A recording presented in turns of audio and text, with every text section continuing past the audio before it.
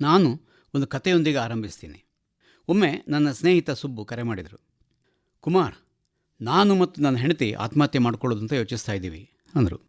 ಏನಾಯಿತು ಅಂತ ಕೇಳಿದರೆ, ನಾವಿಬ್ಬರು ಟೀಚರ್ಸು, ನಮ್ಮ ಮಗ ಮಾತ್ರ 10ನೇ ಕ್ಲಾಸಲ್ಲಿ ಫೇಲು. ಇದನ್ನು ಹೇಗೆ ಸಹಿಸ್ಕೊಳ್ಳೋದು? ಎಂಥ ಅವಮಾನ! ಕೇಳಿದವ್ರಿಗೆ ಏನು ಉತ್ತರ ಕೊಡೋದು? ನಮಗೆ ಹೊರಗೆ ಮುಖ ತೋರಿಸ್ಲಿಕ್ಕೂ ನಾಚಿಕೆ ಆಗುತ್ತೆ. ಬದುಕೇ ಬೇಡವಾಗಿದೆ ಅಂದರು. ಅಂತಿಮವಾಗಿ ಅವರೇನು ಆತ್ಮಹತ್ಯೆ ಮಾಡಿಕೊಳ್ಳಿಲ್ಲ.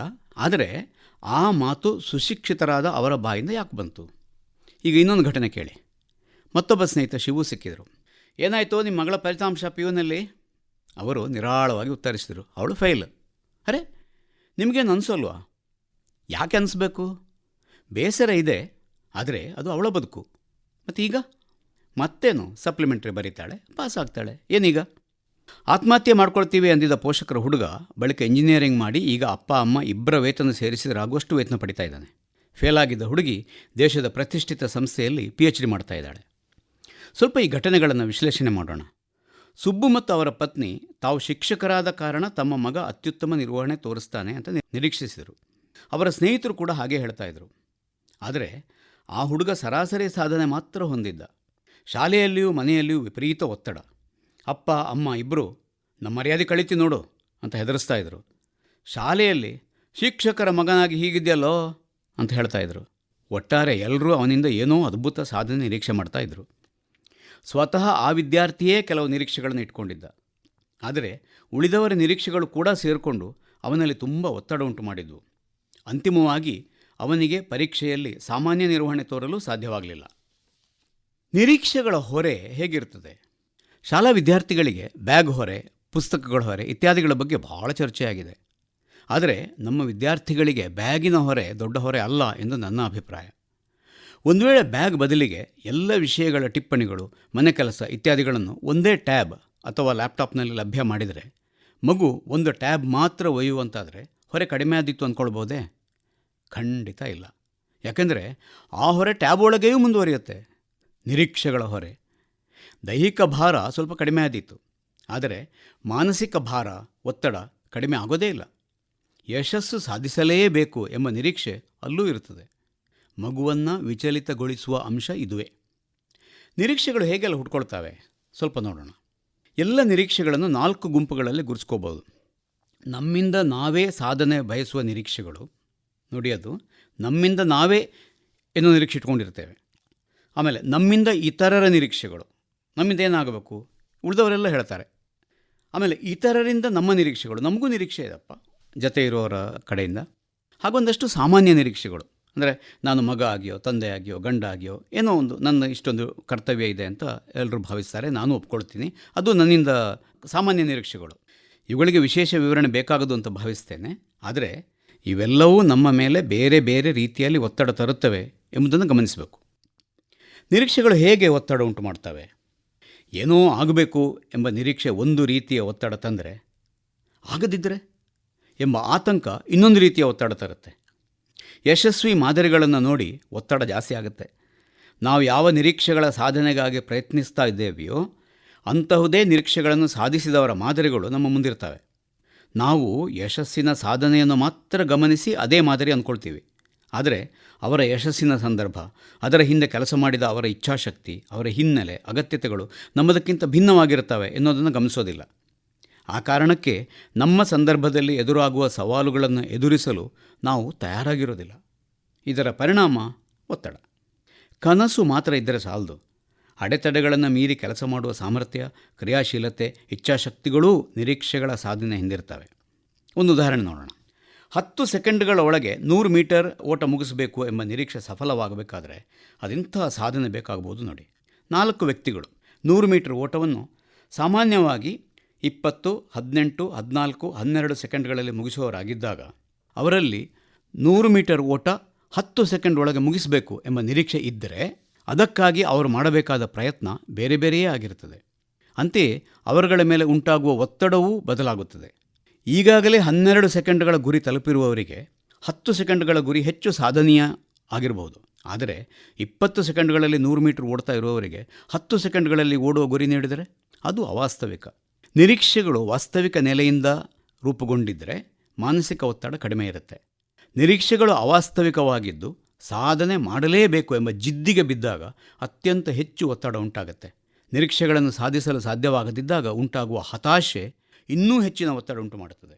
ಹಾಗೆಂದು ನಿರೀಕ್ಷೆಗಳಿಂದ ಕಳಚಿಕೊಳ್ಳಲು ಸಾಧ್ಯವೇ? ಸಾಧ್ಯವಿಲ್ವೇನೋ. ನಿರೀಕ್ಷೆಗಳಿಲ್ಲದ ಬದುಕು ಚಂದ ಅನಿಸಿದರೂ ಎಲ್ಲೋ ಕುಳಿತು ತಪಸ್ಸು ಮಾಡುವ ಸನ್ಯಾಸಿಗಳಿಗೂ ಮೋಕ್ಷದ ಸತ್ಯ ಸಾಕ್ಷಾತ್ಕಾರದ ನಿರೀಕ್ಷೆ ಇರುತ್ತದೆ ಎನ್ನುವುದನ್ನು ನೆನಪಿಟ್ಕೊಳ್ಳೋಣ. ನಮ್ಮಲ್ಲಿ ನಿರೀಕ್ಷೆಗಳು ಇರುತ್ತವೆ. ಯಾವುದೇ ಸಾಧನೆಗೆ ಒಂದು ಮಟ್ಟದ ನಿರೀಕ್ಷೆಗಳು ಬೇಕಾಗ್ತವೆ. ನಿರೀಕ್ಷೆಗಳು ನಮ್ಮಲ್ಲಿ ಒತ್ತಡ ಉಂಟು ಮಾಡದಂತೆ ಅವುಗಳನ್ನು ನಿರ್ವಹಿಸುವುದು ಹೇಗೆ ಎನ್ನುವುದನ್ನು ಸ್ವಲ್ಪ ಯೋಚಿಸೋಣ. ವಾಸ್ತವಿಕವಾಗಿ ಯೋಚಿಸುವುದು ಬಹಳ ಅಗತ್ಯ. ನಮ್ಮ ವಿಚಾರಗಳು ನಮ್ಮ ವಾಸ್ತವಗಳ ಬುನಾದಿ ಮೇಲೆ ರೂಪುಗೊಂಡಿದ್ದರೆ ನಮ್ಮ ನಿರೀಕ್ಷೆಗಳು ಕೂಡ ವಾಸ್ತವಕ್ಕೆ ಹೆಚ್ಚು ಹತ್ತಿರ ಇರ್ತವೆ. ಒಂದು ಉದಾಹರಣೆ ನೋಡೋಣ. ಒಬ್ಬ ಟೈಲರ್ ಅವರ ಮಕ್ಕಳು ತಾವೂ ಟೈಲರ್ಗಳಾಗಿ ಒಂದು ಚಂದದ ಬದುಕು ಕಟ್ಟಿಕೊಂಡರೆ ಸಾಕು ಎಂಬ ನಿರೀಕ್ಷೆ ಇಟ್ಕೊಂಡಿದ್ದರೆ ಅದು ಅವರ ಮಟ್ಟಿಗೆ ತುಂಬ ವಾಸ್ತವಿಕ. ಆದರೆ ಅದೇ ಟೈಲರ್ ಮಕ್ಕಳಲ್ಲಿ ಒಬ್ಬರು ತಂತ್ರಜ್ಞಾನದಲ್ಲಿ ತುಂಬ ಆಸಕ್ತಿ ಹೊಂದಿದರೆ ಅವರು ಟೈಲರ್ ಆಗಬೇಕೆಂಬ ನಿರೀಕ್ಷೆ ಇಟ್ಕೊಳ್ಳೋದು ಅವರ ವಾಸ್ತವ ಅಲ್ಲ. ಆದ್ದರಿಂದ ನಿರೀಕ್ಷೆಗಳು ವಾಸ್ತವಿಕವಾಗಿರಬೇಕು ಎನ್ನುವಾಗ ಅದು ನಮ್ಮ ವಾಸ್ತವ ಮಾತ್ರ ಎನ್ನುವುದು ನಮ್ಮ ಗಮನದಲ್ಲಿರಬೇಕು. ನಮ್ಮ ಸಂದರ್ಭ, ನಮ್ಮ ವೈಯಕ್ತಿಕ ಒಲವುಗಳು ನಮ್ಮ ನಿರೀಕ್ಷೆಗಳನ್ನು ರೂಪಿಸಬೇಕೇ ಹೊರತು ಇತರರ ಬಯಕೆಗಳಲ್ಲ. ಹಾಗೆಯೇ ನಾವು ಇತರರಿಂದ ಏನನ್ನಾದರೂ ನಿರೀಕ್ಷಿಸುವಾಗ ಅದು ಅವರ ಸಂದರ್ಭದಲ್ಲಿ ಅವರಿಂದ ಸಾಧ್ಯವೇ ಎಂಬ ಚಿಕ್ಕ ಪ್ರಶ್ನೆ ಕೇಳಿಕೊಳ್ಳೋದು ಒಳ್ಳೆಯದು. ಇದರಿಂದ ನಮ್ಮಿಂದಾಗಿ ಅವರ ಮೇಲಾಗಬಹುದಾದ ಒತ್ತಡ ಸ್ವಲ್ಪವಾದರೂ ಕಡಿಮೆ ಆಗುತ್ತೆ. ಬದಲಾವಣೆಗಳಿಗೆ ಹೊಂದಿಕೊಳ್ಳೋದು ಇನ್ನೊಂದು ಮುಖ್ಯ ಅಂಶ. ನಮ್ಮ ನಿರೀಕ್ಷೆಗಳು ಯಾವುದೋ ಒಂದು ವಾಸ್ತವದಲ್ಲಿ ಹುಟ್ಕೊಂಡಂಥವು. ಸಮಯ ಹೋದಂತೆ ಸಮಾಜದ ವಿವಿಧ ಕ್ಷೇತ್ರಗಳಲ್ಲಿ ಆಗುವ ಬದಲಾವಣೆಗಳಿಗೆ ಅನುಗುಣವಾಗಿ ನಾವು ಕೂಡ ನಮ್ಮ ನಿರೀಕ್ಷೆಗಳನ್ನು ಬದಲಾಯಿಸ್ಕೊಳ್ಬೇಕಾಗತ್ತೆ ಅಥವಾ ಹೊಂದಾಣಿಕೆ ಮಾಡ್ಕೋಬೇಕಾಗತ್ತೆ. ನಾವು ಯಾವ ವೃತ್ತಿಯಲ್ಲಿ ತೊಡಗಿಕೊಳ್ಳುವ ಉದ್ದೇಶದಿಂದ ಒಂದು ಕೋರ್ಸ್ ಮಾಡಿರ್ತೇವೆಯೋ ಆ ವೃತ್ತಿಯೇ ಬದಲಾಗಿ ಬಿಡುವ ಸನ್ನಿವೇಶ ಸೃಷ್ಟಿಯಾಗಿದೆ ಇಂದಿನ ಪ್ರಪಂಚದಲ್ಲಿ ಕೃತಕ ಬುದ್ಧಿಮತ್ತೆಯ ಕಾರಣದಿಂದ. ನಮ್ಮ ನಿರೀಕ್ಷೆಗಳು ಬದಲಾಗದಿದ್ದರೆ ನಮ್ಮಲ್ಲಿ ಒತ್ತಡ ಮಾತ್ರ ಉಳಿದೀತು ಅಷ್ಟೇ. ಇತರರ ನಿರೀಕ್ಷೆಗಳನ್ನು ಅರ್ಥ ಮಾಡ್ಕೊಳ್ಳೋದು ಹೇಗೆ ನೋಡೋಣ. ನಮ್ಮಿಂದ ಇತರರು ಏನನ್ನು ಏಕೆ ನಿರೀಕ್ಷೆ ಮಾಡುತ್ತಾರೆ ಎನ್ನುವ ಅರಿವು ನಮಗಿರಬೇಕು. ಅವರ ನಿರೀಕ್ಷೆಗಳು ವಾಸ್ತವ ಅಲ್ಲ ಎಂದು ಅವರಿಗೆ ಮನಗಾಣಿಸಬೇಕಾದರೂ ಕೂಡ ನಮಗೆ ಈ ಅರಿವು ಮುಖ್ಯ. ಹಾಗೆಯೇ ಅವರ ಕಾರಣಗಳು ಕೂಡ ನೈಜವಾಗಿರಬಹುದು, ಕೆಲವು ಅನಿವಾರ್ಯತೆಗಳು ಇರಬಹುದು. ಹಣಕಾಸಿನ ಮುಗ್ಗಟ್ಟಿರುವ ಮನೆಯ ಮಕ್ಕಳು ಓದಿ ಬೇಗನೆ ಯಾವುದಾದರೂ ಕೆಲಸಕ್ಕೆ ಸೇರಿದರೆ ಒಳ್ಳೆಯದು ಎಂಬ ನಿರೀಕ್ಷೆ ಅವಾಸ್ತವವೇನೂ ಅಲ್ಲ. ಇದನ್ನು ಅರ್ಥ ಮಾಡಿಕೊಂಡು ಮಕ್ಕಳು ನಿರೀಕ್ಷೆಗಳನ್ನು ಮರುಹೊಂದಾಣಿಕೆ ಮಾಡಿಕೊಳ್ಳುವುದು ಹೆಚ್ಚು ಉಪಯುಕ್ತವಾದಿತ್ತು. ಅದರ ಅರ್ಥ ಅವರು ಏನೂ ಬಹಳ ತ್ಯಾಗ ಮಾಡಬೇಕು ಎಂದೇನಲ್ಲ. ಮನೆಯ ವಾಸ್ತವಕ್ಕೆ ಸ್ಪಂದಿಸುವುದು ಕೂಡ ಅಗತ್ಯ ಅಲ್ವೇ? ಆದ್ಯತೆಯ ಪಟ್ಟಿ ಮಾಡಿದರೆ ಮೊದಲು ಮನೆಯ ಅಗತ್ಯ ನಿಲ್ಲುತ್ತದೆ. ಒಮ್ಮೆ ಅದಕ್ಕೆ ಏನೋ ವ್ಯವಸ್ಥೆ ಮಾಡಿಕೊಂಡ ಮೇಲೆ ಅದರ ಜೊತೆಗೆ ನಮ್ಮ ನಿರೀಕ್ಷೆಗಳನ್ನು ಹೇಗೆ ಸಾಧಿಸಿಕೊಳ್ಳೋದು ಎಂದು ಯೋಚಿಸುವುದು ಹೆಚ್ಚು ವಾಸ್ತವಿಕವಾದೀತು. ಪರಸ್ಪರ ನಿರೀಕ್ಷೆಗಳ ಹೊಂದಾಣಿಕೆ ಮಾತುಕತೆ ಮೂಲಕ ಮಾಡಿಕೊಳ್ಳೋದು ಹೇಗೆ ನೋಡೋಣ. ಈಗ ಚರ್ಚಿಸಿದ ಹಣಕಾಸಿನ ಅಡಚಣೆ ಇರುವ ಮನೆಗಳ ಸದಸ್ಯರು ಜತೆಯಾಗಿ ಮಾತುಕತೆ ನಡೆಸಿ ತಮ್ಮ ಬಲಗಳು ದೌರ್ಬಲ್ಯಗಳನ್ನು ಅರ್ಥ ಮಾಡಿಕೊಂಡು ಅವುಗಳನ್ನು ಮೀರುವ ಅವಕಾಶಗಳನ್ನು ಪರಿಶೋಧಿಸಬೇಕು. ಆಗ ಒತ್ತಡ ಕೂಡ ಹಂಚಿ ಹೋಗುತ್ತೆ. ನಮ್ಮನ್ನು ಅರ್ಥ ಮಾಡಿಕೊಳ್ಳುವವರಿದ್ದಾರೆ ಎನ್ನುವ ಭಾವ ಎಲ್ಲರಲ್ಲಿಯೂ ಮೂಡಿದಾಗ ಒತ್ತಡ ಕಡಿಮೆಯಾಗಿ ಮನಸ್ಸು ನಿರಾಳವಾಗುತ್ತದೆ. ನಮ್ಮ ಮನೆಗಳಲ್ಲಿ ತಲೆದೋರುವ ಹಲವು ರೀತಿಯ ಘರ್ಷಣೆಗಳಿಗೆ, ಅದರಿಂದ ಉಂಟಾಗುವ ಒತ್ತಡಗಳಿಗೆ ಅವಾಸ್ತವಿಕ ನಿರೀಕ್ಷೆಗಳೇ ಕಾರಣ. ಅತ್ತೆ ಸೊಸೆಯರಿಗೆ ಪರಸ್ಪರ ನಿರೀಕ್ಷೆಗಳಿರ್ತವೆ. ಆದರೆ ಅವರಿಬ್ಬರೂ ಆ ಬಗ್ಗೆ ಒಂದೆಡೆ ಕುಳಿತು ಮಾತನಾಡಿಕೊಂಡಿರೋದಿಲ್ಲ. ಅವರ ನಡುವೆ ಘರ್ಷಣೆಗಳೇ ಜಾಸ್ತಿ ಆಗುತ್ತವೆ. ತನ್ನ ಪತ್ನಿ ಮತ್ತು ತಾಯಿ ಇಬ್ಬರನ್ನೂ ಬಿಡಲಾಗದ ಮಗನಿಗೆ ಇನ್ನೊಂದೇ ರೀತಿಯ ಒತ್ತಡ. ಇತರರೊಡನೆ ಹೋಲಿಕೆಯಿಂದ ಉಂಟಾಗುವ ನಿರೀಕ್ಷೆಗಳನ್ನು ನಿರ್ವಹಿಸುವುದು ಬಹಳ ಕಷ್ಟ. ಯಾರೋ ಮಕ್ಕಳನ್ನು ವರ್ಷಕ್ಕೆ 1,00,000 ಶುಲ್ಕ ಪಡೆಯುವ ಶಾಲೆಯಲ್ಲಿ ಓದಿಸ್ತಾ ಇದ್ದಾರೆ ಎನ್ನುವುದು ನಮ್ಮ ಮೇಲೆ ಅವ್ಯಕ್ತ ಒತ್ತಡ ಉಂಟು ಮಾಡುತ್ತದೆ. ನಾವು ನಮ್ಮ ಮಕ್ಕಳನ್ನು ಸರ್ಕಾರಿ ಶಾಲೆಗೆ ಸೇರಿಸಿದರೆ ಅವರೆದುರು ನಾವು ಚಿಕ್ಕವರಾಗಿ ಬಿಡ್ತೇವೆ ಎಂದು ಅಂದ್ಕೊಳ್ತೇವೆ. ಪ್ರತಿ ಬಾರಿ ಯಾರ ಮನೆಗಾದರೂ ಹೋದರೆ ಅಥವಾ ನಮ್ಮ ಮನೆಗೆ ಯಾರಾದರೂ ಬಂದರೆ ನಾವು ಕೆಲವು ನಿರೀಕ್ಷೆಗಳನ್ನು ಮತ್ತು ಅವುಗಳ ಜೊತೆಗೆ ಪುಕ್ಕಟೆಯಾಗಿ ಬರುವ ಒತ್ತಡಗಳನ್ನು ಕೂಡ ವಿನಿಮಯ ಮಾಡಿಕೊಳ್ತೀವಿ. ಸ್ವಲ್ಪ ನೆನಪಿಸ್ಕೊಳ್ಳಿ, ಇದು ನಿಮ್ಮ ಅನುಭವವೂ ಆಗಿರುತ್ತದೆ. ನೀವು ಭೇಟಿ ನೀಡುವ 5 ಮನೆಗಳಲ್ಲಿ ನಿಮಗೆ BP ಇದೆ ಎಂದು ಹೇಳಿ ನೋಡಿ. ಪ್ರತಿ ಮನೆಯಲ್ಲಿಯೂ ತಲಾ 2-3 ಪರಿಹಾರೋಪಾಯಗಳು ಸಿಕ್ಕಿಬಿಡ್ತವೆ. ಅಂಥ 10-15 ಪರಿಹಾರಗಳನ್ನು ನೀವು ತಲೆ ಮೇಲೆ ಹೊತ್ತುಕೊಂಡು ವಾಪಸ್ ಆಗ್ತೀರಿ. ಅವನ್ನೆಲ್ಲ ಮಾಡಬೇಕು ಎಂಬ ನಿರೀಕ್ಷೆಗಳನ್ನು ಇಟ್ಕೊಂಡಿರ್ತೀರಿ. ನಿಜಕ್ಕಾದರೂ ನಿಮ್ಮ BP ಜಾಸ್ತಿ ಆಗಿರ್ತದೆ. 1-2 ದಿನಗಳಲ್ಲಿ ಅವುಗಳಿಂದ ಕಳಚಿಕೊಳ್ಳಬಹುದಾದರೂ ಮತ್ತೆ ಅಂತಹವೇ ಇನ್ಯಾವುದೋ ನಿರೀಕ್ಷೆಗಳು ತಗೊಳ್ಕೊಳ್ತವೆ. ನಾವು ಮನೆ ಕಟ್ಟಿಸ್ತಾ ಇರುವಾಗ ನಮಗೆ ಮನೆ ಕಟ್ಟಿಸುವ ಕುರಿತಂತೆ ದೊಡ್ಡ ಒತ್ತಡ ಏನೂ ಇರಲಿಲ್ಲ.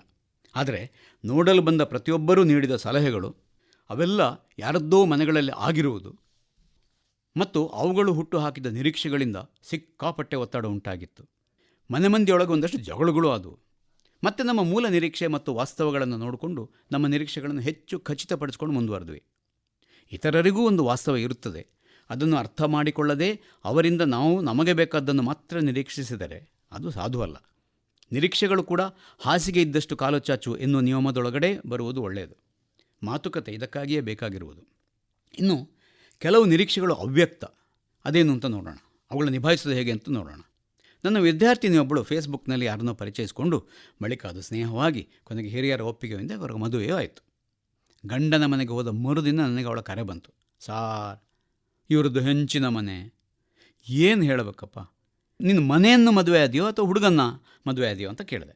ಹಾಗಲ್ಲ ಸರ್, ಕನಿಷ್ಠ ಒಂದು RCC ಮನೆ ಇರುತ್ತೆ ಅಂತ ನಿರೀಕ್ಷಿಸಿದ್ದೆ ಅಂತೆಲ್ಲ ಅವಳ ನಿರೀಕ್ಷೆಗಳನ್ನು ಹೇಳ್ಕೊಂಡ್ಳು.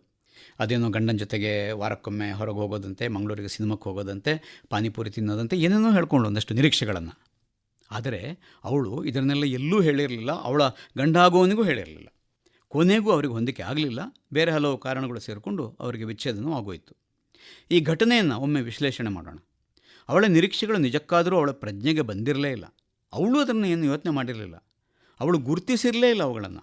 ಯಾವುದೋ ಎಲ್ಲ ಮದುವೆಯಾಗಿ ಸುಖವಾಗಿರುವವರ ಮಾದರಿಗಳನ್ನು ನೋಡಿ ಅವಳು ಒಳಗೊಳಗೇ ಕಟ್ಟಿಕೊಂಡ ನಿರೀಕ್ಷೆಗಳಿಗೆ ದನಿ ಇರಲಿಲ್ಲ. ಅವುಗಳು ಯಾವತ್ತೂ ಅವಳ ಅಭಿವ್ಯಕ್ತಿಯಲ್ಲಿ ಇರಲಿಲ್ಲ. ಆದರೆ ಆ ನಿರೀಕ್ಷೆಗಳಿದ್ದವು. ಇನ್ನೊಂದು ನೋಡಿ, ಹಿರಿಯರೊಬ್ಬರು ಮದುವೆಯ ಕಾರ್ಯಕ್ರಮಕ್ಕೆ ತಡವಾಗಿ ಬಂದರು. ಆಮೇಲೆ ಒಂದು ಬದಿಯಲ್ಲಿ ಕುಳಿತಿದ್ದು ಕೊನೆಗೆ ಊಟ ಮಾಡದೆ ಹೊರಟೋದರು.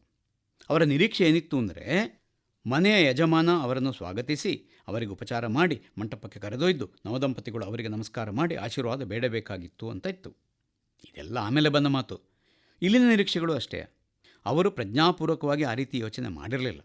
ಹಾಗೆ ಮಾಡಿದ್ದರೆ ಮುಹೂರ್ತಕ್ಕೆ ಸರಿಯಾಗಿ ಬಂದು ಅವರೇ ಆಶೀರ್ವಾದ ನೀಡ್ತಾಯಿದ್ರು. ಮೊದಲೇ ಬಂದರೆ ಅವರನ್ನು ಸ್ವಾಗತಿಸಲು ಮನೆ ಮಂದಿಯೂ ಎದುರೇ ಇರ್ತಾಯಿದ್ರು ಕೂಡ. ಆಗ ಆ ನಿರೀಕ್ಷೆಗಳು ಅವ್ಯಕ್ತವಾಗಿದ್ದರೂ ಈಡೇರ್ತಾ ಇದ್ದವು. ಅವರು ಮುಹೂರ್ತಕ್ಕೆ ಬಾರದೆ ಆಮೇಲೆ ಈ ಎಲ್ಲ ನಿರೀಕ್ಷೆಗಳ ಕುರಿತು ಹೇಳಿಕೊಳ್ಳುವುದರಲ್ಲಿ ಯಾವ ಘನಸ್ಥಿಕೆಯೂ ಕಾಣೋದಿಲ್ಲ. ಆದರೆ ಎರಡು ಕುಟುಂಬಗಳ ನಡುವಿನ ಸಂಬಂಧ ಹದಗೆಟ್ಟಿತ್ತು. ಬಹುಶಃ 13 ವರ್ಷ ಆಯಿತು, ಇನ್ನೂ ಅದು ಸರಿಯಾಗಿಲ್ಲ ಅಂತ ಹೇಳೋದು ನನಗೊತ್ತು. ನಿರೀಕ್ಷೆಗಳು ಸಂಬಂಧಗಳನ್ನು ತಣ್ಣಗೆ ಸಾಯಿಸಿಬಿಡಬಲ್ಲವು. ಮನಸ್ಸನ್ನು ಸದ್ದಿಲ್ಲದೆಯೇ ಒತ್ತಡಕ್ಕೆ ಸಿಲುಕಿಸಬಲ್ಲವು. ನಮ್ಮನ್ನು ನಾವು ಸದಾ ಅವಲೋಕಿಸಿಕೊಳ್ಳುತ್ತಿರುವುದು ಕೂಡ ಮತ್ತು ನಮ್ಮ ನಿರೀಕ್ಷೆಗಳನ್ನು ಹೆಚ್ಚು ವಾಸ್ತವಿಕವಾಗಿಸಿಕೊಳ್ಳುವುದು ಕೂಡ ತುಂಬ ಅಗತ್ಯ. ನೀವು ನನ್ನ ಮಾತುಗಳನ್ನು ಕೇಳಿಸ್ಕೊಳ್ತಾ ಇರುವ ಹಾಗೆಯೇ ಒಮ್ಮೆ ನಿಮ್ಮ ಸಂದರ್ಭ ಅವಲೋಕಿಸಿಕೊಳ್ಳಿ. ನಿಮ್ಮ ಮೇಲೆ ನಿಮ್ಮ ನಿರೀಕ್ಷೆಗಳು, ಇತರರ ನಿರೀಕ್ಷೆಗಳು ಯಾವ ರೀತಿಯ ಒತ್ತಡ ಉಂಟು ಮಾಡ್ತಾ ಇದ್ದಾವೆ ಎನ್ನುವುದನ್ನು ಅವಲೋಕಿಸಿಕೊಳ್ಳಿ. ನಿಮ್ಮ ಮನೆ ಮಂದಿಯೆಲ್ಲ ನಿಮ್ಮಿಂದ ಏನೋ ನಿರೀಕ್ಷಿಸ್ತಾರೆ, ಹಾಗೆ ನೀವು ಅವರಿಂದ ಏನೋ ನಿರೀಕ್ಷಿಸ್ತೀರಿ. ಅವರಲ್ಲಿ ಕೆಲವು ಅವ್ಯಕ್ತವೂ ಇರಬಹುದು, ಅವ್ಯಕ್ತವೂ ಇರಬಹುದು. ಆದರೆ ಅವುಗಳ ಒತ್ತಡ ನಿಮ್ಮ ಮೇಲೆ ಖಂಡಿತ ಇದೆ. ಈಗ ಚರ್ಚಿಸಿರುವ ಅಂಶಗಳನ್ನು ಗಮನದಲ್ಲಿಟ್ಟುಕೊಂಡು ನಿಮ್ಮ ಮೇಲೆ ಯಾಕೆ ಒತ್ತಡ ಉಂಟಾಗುತ್ತಿದೆ ಎಂದು ಅರ್ಥ ಮಾಡಿಕೊಳ್ಳಿ. ಈಗ ಯಾವ ನಿರೀಕ್ಷೆಗಳು ಪೂರ್ತಿ ಅವಾಸ್ತವಿಕ ಅನಿಸುತ್ತದೆಯೋ ಅವುಗಳನ್ನು ಕೈಬಿಡಿ ಅಥವಾ ವಾಸ್ತವಿಕಕ್ಕೆ ಹೆಚ್ಚು ಸಮೀಪವಾಗಿರುವಂತೆ ಬದಲಾಯಿಸಿಕೊಳ್ಳಿ. ಹಾಗೆ ನಿಮ್ಮ ಸಂದರ್ಭ ಗಮನಿಸಿಕೊಂಡು ನಿಮ್ಮ ಎದುರಿರುವ ನಿರೀಕ್ಷೆಗಳನ್ನು ಸಾಧಿಸಲು ಏನು ಮಾಡಬಹುದು ಎಂದು ಯೋಚಿಸಿ. ಇಷ್ಟಕ್ಕೆ ನಿಮ್ಮ ಮೇಲಿನ ಅರ್ಧ ಒತ್ತಡ ನಿಯಂತ್ರಣಕ್ಕೆ ಬರುತ್ತದೆ. ಮಾಡಿ ನೋಡಿ.